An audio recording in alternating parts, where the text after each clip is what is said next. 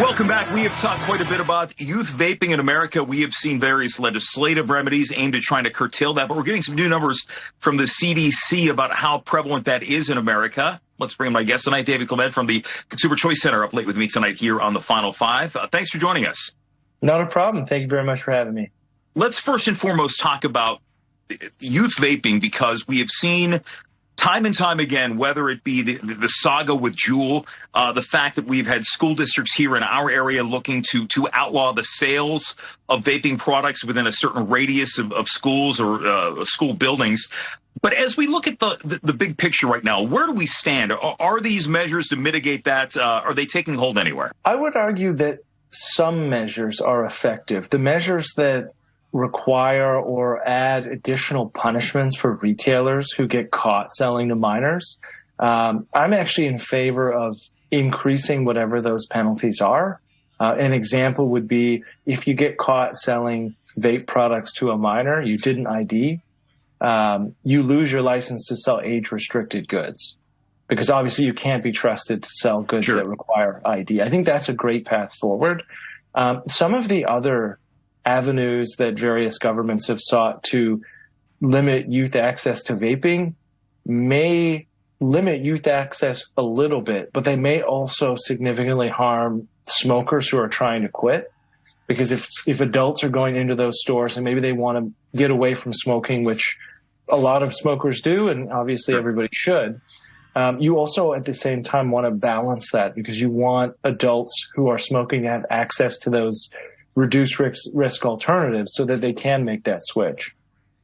What's interesting is the CDC came out with some new numbers within the last week or so, showing that the use is actually down among high schoolers when it comes to e-cigarettes, which seems to be bucking the trend that we had seen, where more and more were getting involved. And there have been all sorts of legislative remedies, whether it's banning certain flavored products that might be more appealing to younger users.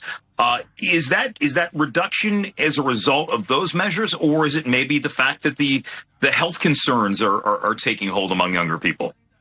I think it's a matter of education. And it goes back to my last point. Again, you have to balance. You want flavors, not because you want youth to have access or that may entice them. Yeah. That is a huge problem. But you want adults to have access to those flavors. And so I think what we've had now is a pretty serious time frame of education for young people to understand that nicotine addiction is no joke. It's not something you really want to experiment with. And so I think collectively we've done a better job from that perspective. And the decline is pretty significant. I mean, down from 14% to 10% is pretty serious. That's a huge reduction. And if you look at high schoolers who maybe experiment with other things, whether it be cannabis or alcohol, you're starting to see those numbers converge, which is a big positive, because obviously there will be young people who want to experiment with things that they shouldn't. And we want to try and eliminate that or avoid it at all costs. But it would appear that the youth vaping epidemic is going to be behind us. And that's a win.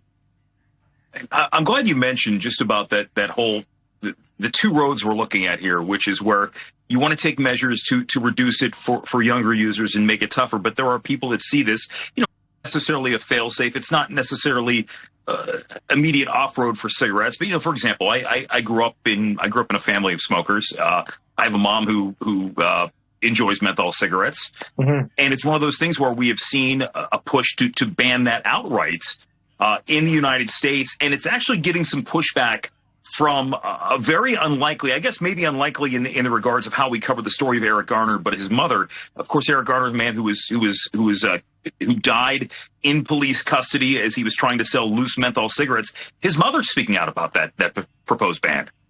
Yes, she is. She's reached out to Senator Schumer's office and encouraged them to not move forward with the menthol ban. And I think the real important part to remember here is that whenever we ban something, that increases altercations with police.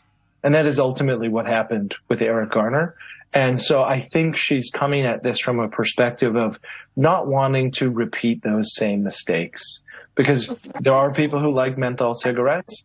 just because they're banned doesn't mean that people won't find ways to get them. Black markets exist. Prohibition fails time and time again.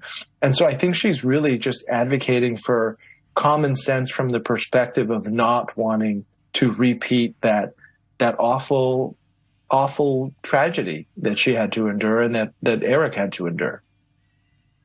When we mention common sense, it's not necessarily something that we always immediately associate with many people in power, but we'll see where this goes from here. David, I have to leave it at that. Thank you for joining me tonight. Obviously an issue we've covered from many different perspectives, and here's another one. Thanks again. Thank you. Appreciate it. And the Final Five is back right after this.